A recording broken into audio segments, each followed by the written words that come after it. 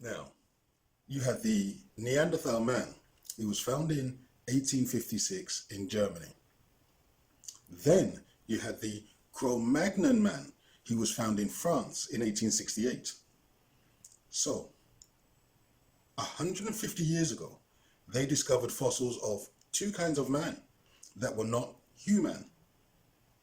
Now, for 1500 years, the narrative was that man was made in God's image.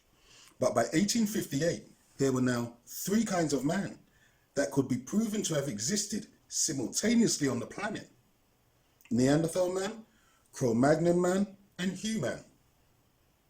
So the obvious point is, how can man have been made in God's image if there are three types of man known by 1868 to have existed simultaneously on the planet? You see the problem? People have been told that there's only the human race for 1500 years, but now there's evidence of other races of man who existed alongside humans for hundreds of thousands of years. So what do you do when there's a problem? Well, you have to find a solution. And what was the solution? The publishing of Charles Darwin's theory of evolution in 1869. The theory saying that man evolved from monkeys and earlier species of man died out through natural selection. Let me give you the facts. In 1856, Neanderthal man was found in a cage in Neanderthal in Germany. In 1868, the fossil of Cro Magnon man was found in a cave in Cro Magnon, France. Cro Magnon man was identified as a prehistoric race, separate and distinct from the Neanderthal. Cro Magnon differ from modern humans too. They have a more robust physique, a larger brain capacity, low skulls, wide faces, wide jaws, blunt chins, and straight noses.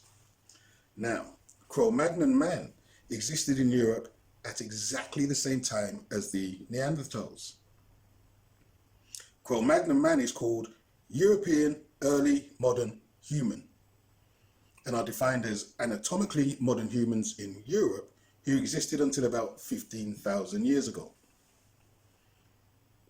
So, in Europe, you had the Neanderthal race, who interbred with humans, but inexplicably became extinct around 40,000 years ago. Although, as one scientist from the Smithsonian Institute said, some would say Neanderthals didn't go extinct because everyone alive today whose ancestry is from outside of Africa, where Neanderthals never lived, carries a little bit of Neanderthal DNA in their genes. And this little bit of Neanderthal DNA in their genes is estimated to be between 2 and 5% on average. Now, it's been postulated that Neanderthals interbred with humans, and it's also suggested that Neanderthal interbred with the European early modern humans, the Cro Magnons. Neanderthal is said to have been absorbed into the European early modern human lineage. But you cannot have, in my opinion, a three-way theory, all existing simultaneously, but are contradictory. You cannot say Neanderthals are extinct, but their DNA still exists. You cannot say that up to 25% of Neanderthal DNA exists amongst Eurasian populations, but Neanderthals are extinct. Nor can you simultaneously try to prove a reason for Neanderthal extinction by saying they were absorbed into European early modern humans. If you have a group of people with Neanderthal DNA, you cannot say they are extinct, to quote the phrase from these scientists from the Smithsonian Institute. Cro Magnon man was called European early modern human, a term for the earliest population of anatomically modern European man, and he was identified as a separate and distinct race of man. And when you consider that the scientists say that the lineage of European early modern human contributes substantially to modern populations indigenous to Europe, it must be clear that the contradictory statements cannot stand up under scrutiny. It was Carl Linnaeus who defined humans as Homo sapiens in his book Systems of Nature in 1758. Homo sapien means wise man in Latin. Homo means man. And he coined the phrase Homo sapien in reference to himself. But 100 years later, Neanderthal man fossils were discovered.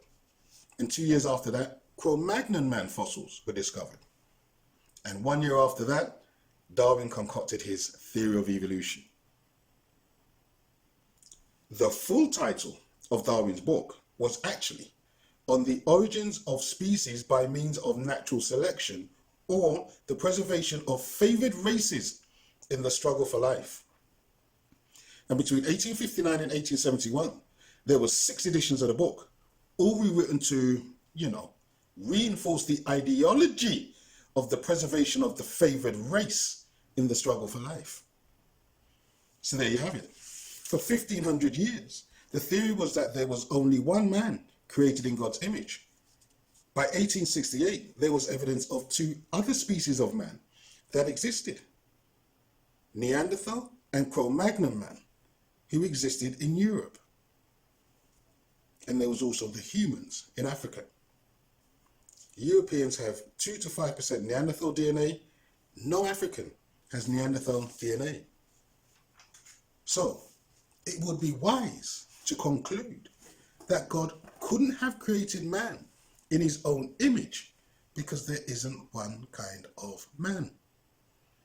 The facts, the evidence proves there were 2 distinct kinds of man living in Europe at the same time, Neanderthal and Cro Magnon man.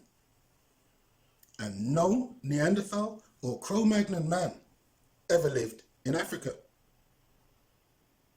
Now, there is no evolution. Let's just put that nonsense to bed. There is not a shred of evidence that monkeys have or are evolving into man. And just as there are different species of monkey, there are and have been different types of man. Thank you for watching. Please share and subscribe. More videos coming soon.